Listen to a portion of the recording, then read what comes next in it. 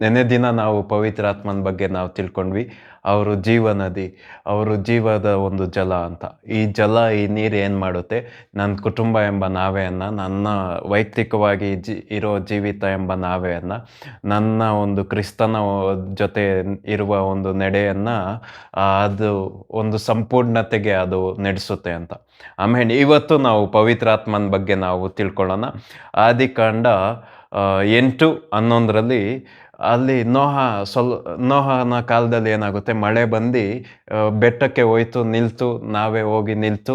ಆದರೂ ನೀರು ಇನ್ನೂ ಹೋಗಿರೋದು, ನೀರಿನ್ನ ಹಂಗೆ ನಿಂತಿರೋದ್ರಿಂದ ಇವ್ರು ಆಚೆ ಬರೋಕ್ಕಾಗಿಲ್ಲ. ಒಳಗಡೆನೆ ಕಾಯ್ತಾ ಇದ್ದಾರೆ, ಯಾವುದು ಒಂದು ಉತ್ತರನೇ ಇಲ್ದಿರೋ ಹಾಗೆ ಕಾಯ್ತಾ ಇದ್ದಾರೆ.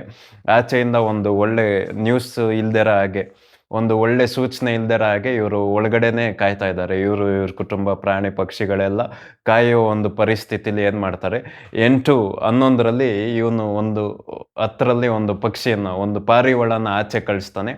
ಅದು ಸಂಜೆ ಆಗೋಷ್ಟರಲ್ಲಿ ಆ ಪಕ್ಷಿ, ಆ ಪಾರಿವಾಳ ವಾಪಸ್ ಬರುತ್ತೆ. ವಾಪಸ್ ಬರುವಾಗ ಈಗ ಅದರ ಬಾಯಲ್ಲಿ ಎಣ್ಣೆ ಮರದ ಹೊಸ ಒಂದು ಚಿಗುರು ಇರೋದನ್ನ ಅದು ಬಾಯಲ್ಲಿ ಇಟ್ಕೊಂಡು ಅದು ಬರುತ್ತೆ.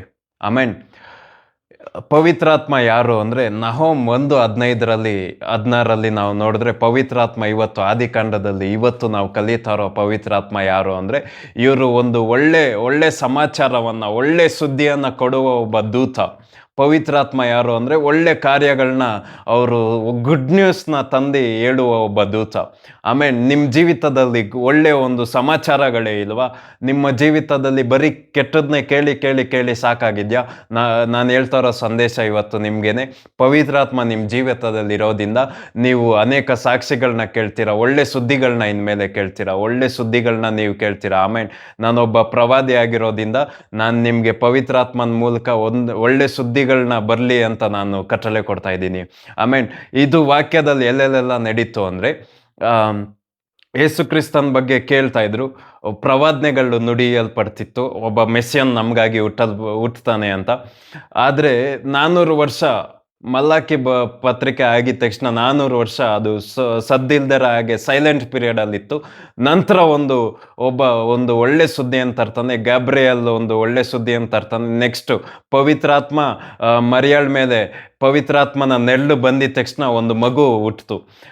ಪವಿತ್ರಾತ್ಮ ನೆಕ್ಸ್ಟ್ ಎಲ್ಲಿ ಒಳ್ಳೆ ಸುದ್ದಿ ಕೊಡ್ತಾರೆ ಅಂದರೆ, ಶಿಷ್ಯಂದಿರು ಎಲ್ಲ ಚೆಲ್ಲಾಪಿಲ್ಲಿ ಆಗಿ ಹೋಗ್ಬೇಕು, ಅವ್ರ ನಂಬಿಕೆ ಇನ್ನೇನು ಸೋತೋಗ್ಬೇಕು. ನಂತರ ಒಂದು ಶಬ್ದ ಪರಲೋಕದಿಂದ, ಒಂದು ಗಾಳಿಯ ಒಂದು ಶಬ್ದ ಉಂಟಾಯಿತು.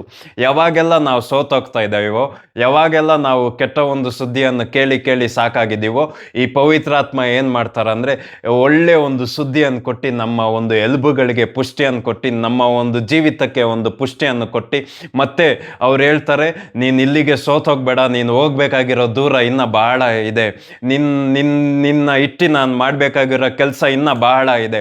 ಒಟ್ಟು ಈ ಪವಿತ್ರಾತ್ಮ ಏನು ಮಾಡ್ತಾರೆ ಅಂದರೆ, ಒಳ್ಳೆ ಸುದ್ದಿಗಳನ್ನ ನಮಗೆ ಕೊಟ್ಟು, ನಿನ್ನ ಪಾಪಿ ಅಂತ ಅಲ್ಲ, ನಮ್ಮೊಳಗಡೆ ಇರೋ ಪವಿತ್ರಾತ್ಮ ಹೇಳ್ತಾರೆ, ನಿನ್ನ ಪರಿಶುದ್ಧನಾಗಿ ಮಾಡಿದ್ದೀನಿ, ನಿನ್ನ ನೀತಿವಂತನಾಗಿ ಮಾಡಿದ್ದೀನಿ, ನಿನ್ನ ಸುಂದರವಾಗಿ ಮಾಡಿದ್ದೀನಿ, ನಿನ್ನ ಜೀವಿತ ಹಿಂಗೆ ಇರೋದಿಲ್ಲ, ಅದು ಬದಲಾವಣೆ ಆಗುತ್ತೆ ಅಂತ. ಈ ರೀತಿ ಒಳ್ಳೆ ಸುದ್ದಿಗಳನ್ನ ಕೊಟ್ಟು ಅವರು ನಮ್ಮ ನಂಬಿಕೆಯ ಓಟವನ್ನು ಓಡಲಿಕ್ಕೆ ಅವರು ಸಹಾಯ ಮಾಡ್ತಾರೆ. ಇವತ್ತು ಪವಿತ್ರಾತ್ಮ ಯಾರು ಅಂದರೆ, ಒಂದು ಒಳ್ಳೆ ಸುದ್ದಿಯನ್ನು ಸಾರುವ ಒಬ್ಬ ದೂತ. ಆಮೇನ್.